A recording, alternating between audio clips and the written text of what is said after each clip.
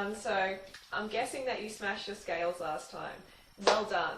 So what's up next is I'm going to talk about something that is very, very prevalent in society, and that's calorie restriction. You know, we're getting fatter as a society, but we're restricting our calories more than ever. You know, people are going on fad diets everywhere, and they always include calorie restriction. Like, can you name any diets that don't? Well, I can't, except a low-fat raw vegan diet. And I'll get into why that is the case later on. But firstly, I want to talk about why restricting calories is so bad.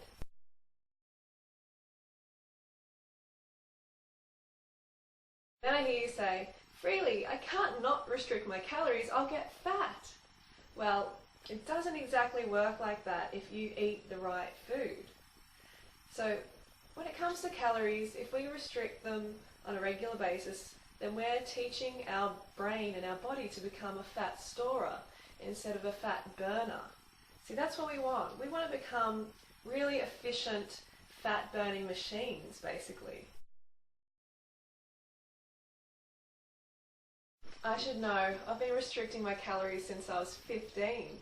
You know, I remember my friend actually came over and she left a piece of paper which had a calorie breakdown of her day, and it only had 500 calories, you know, which is a measly, measly amount to run a human being.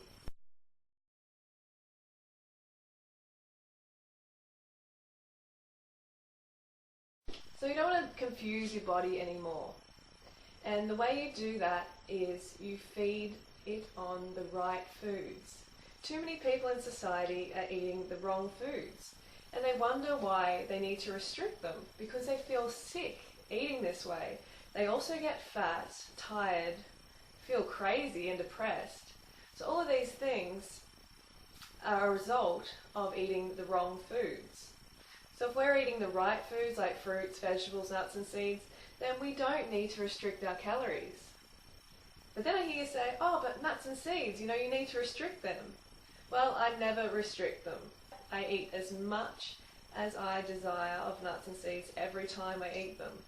And the thing is, I don't desire very much of them. I want fruit.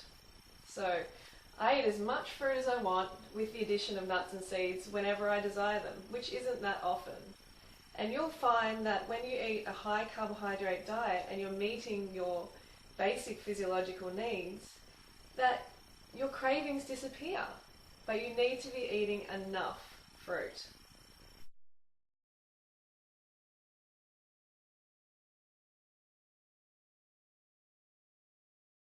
If you insist on still eating cooked food, then I recommend you eat a high carbohydrate, low fat, vegan diet.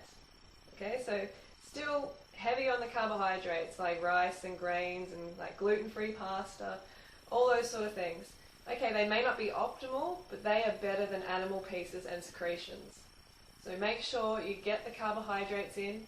You know, you're going to fill that hollow organ you call a stomach with as much carbohydrate as you desire. You know, you have a sweet tooth for a reason. It's carbohydrates. You need them.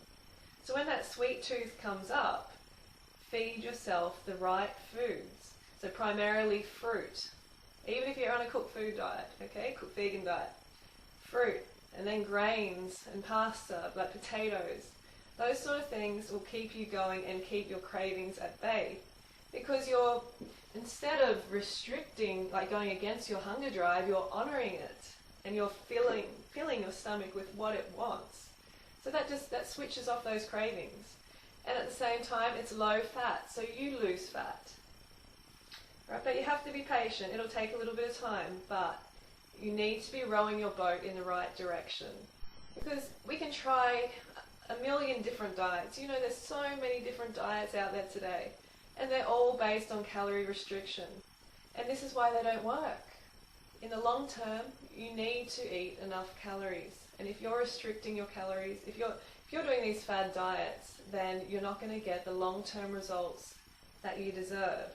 Because mostly they restrict your carbohydrates. And the reason they do that is because when you restrict your carbs, you lose water weight. because it takes 3 grams of water to store 1 gram of carbohydrate in your body. So with carbohydrates comes a little bit of water, which is natural. You know, I eat a high carb diet. Am I fat? No. So it's natural to store a little bit of water with carbohydrates. So when these fad diets cut out the carbs, you lose water weight on the scales. And it's like, yippee, woo, look, I'm losing weight. This is great. This diet is working. But before long, you start to get these intense cravings. Why is that? Because your body needs carbohydrates. Every cell in the human body runs on glucose, and carbs is the best fuel. You know, it doesn't have to go through this complicated process called gluconeogenesis to be converted into glucose for the body to use. It's just straight in there. So your body just burns it up.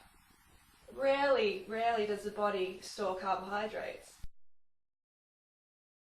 But fat, oh yeah, that is straight to your fat cells. You may as well just cut a slit in wherever you store your fat and chuck that fat in there. That's what happens when you eat it.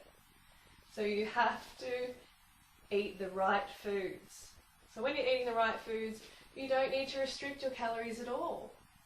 One thing that seems to be really popular in this society is fasting. And I have been through plenty of fasting myself.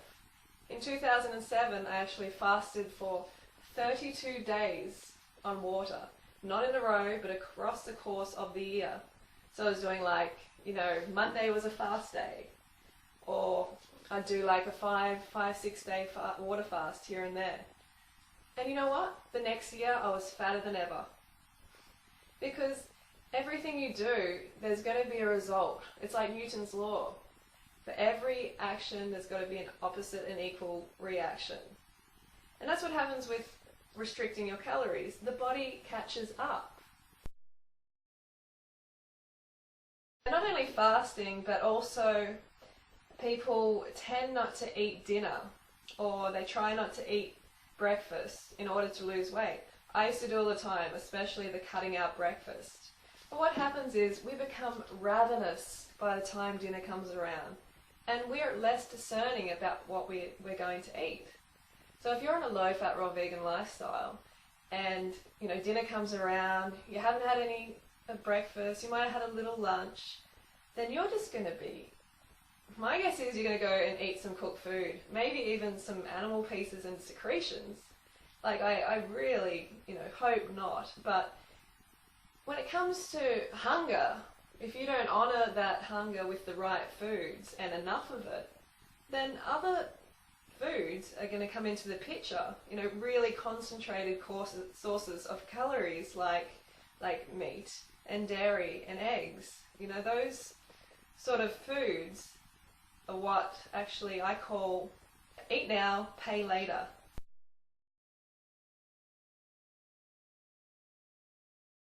If you're on a low-fat, raw vegan lifestyle, you need to really get those calories in. You know, eat more than you think you should, because we're so used to these dehydrating cooked food diets which don't contain much water or volume, that when we come to a low-fat, raw vegan lifestyle that contains a lot of volume, we don't realize we've really got to eat a lot more volume to get the same amount of calories. You know, you look at somebody who's eating 3,000 calories worth of burgers a day, and then you look at someone like myself who's eating 3,000 calories worth of fruit a day. Our bodies are not going to be the same. So I know a lot of people say, oh, calories are all equal, but they aren't exactly. And they're digested differently. They're utilized differently in the body. So it's going to produce a very different result depending on what you're eating.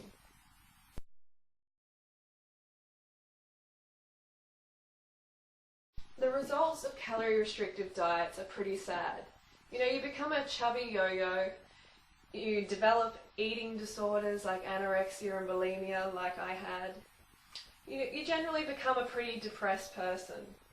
So never restrict your calories. Make sure you have a big breakfast. I recommend everybody eats at least 20 or 30 dates for breakfast. and I blend that into a Datorade, so about 20 or 30 dates with about a litre and a half of water, and that makes a beautiful Datorade. So if we eat this way, it's not going to make us fat. I know initially some people put on weight, like myself, I did. But what that was my body catching up, like all the bad things that I had done to my body, basically by restricting the calories for years. I had anorexia and bulimia, for having drugs, having a lot of recreational drugs and some prescription drugs as well, you know, for all sorts of different things. And just all these past abuses, they catch up and the body has to balance out again. And I had taught my brain really efficiently to store calories, because I was telling it, you know, we're in a famine, so store calories, you know, store fat. And so as soon as I got some calories, I started eating enough, my body expanded a little bit. But that's natural. You know, you just need to be patient and need to keep on track. As you can see, I'm not fat, and I eat around 3,000 calories a day. You know, you have a look at all the long-term low-fat raw vegans, they're all slim because fruit doesn't make you fat. Carbohydrates don't make you fat. It's what people put on them. You know, they put on these oily, fatty sauces, which just go straight to their fat cells. So the take-home is, make sure you eat enough carbohydrates, make sure you eat a low-fat raw vegan lifestyle or a low-fat cooked vegan lifestyle, and make sure you got enough carbohydrates in there, because you need those carbohydrates to fuel your workout so you can burn the fat. That's how it works. You know, we may lose fat sitting around, but it's unlikely. We just become a fat, skinny person, you know, which is pretty unappealing to most people. Your metabolism gets low and your whole state of being sort of gets low. You don't thrive. You're sort of just chugging along at this, you know, low level of existence. You don't want to be like that. You want to be toned and you want to be fit and healthy and looking your best and feeling vital.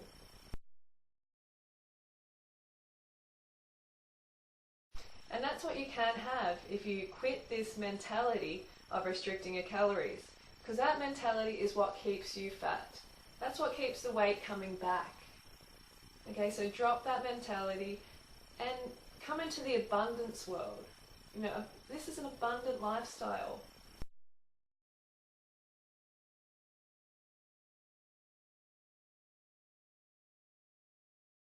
You need to reprogram that brain that says, no, you can't eat that much volume, it's going to make you fat.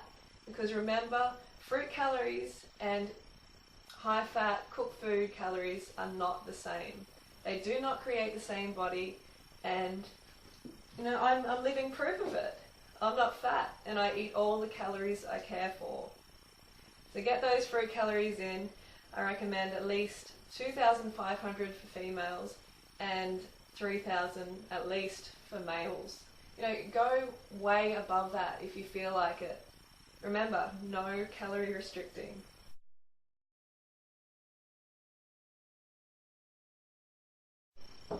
Go fruit yourself.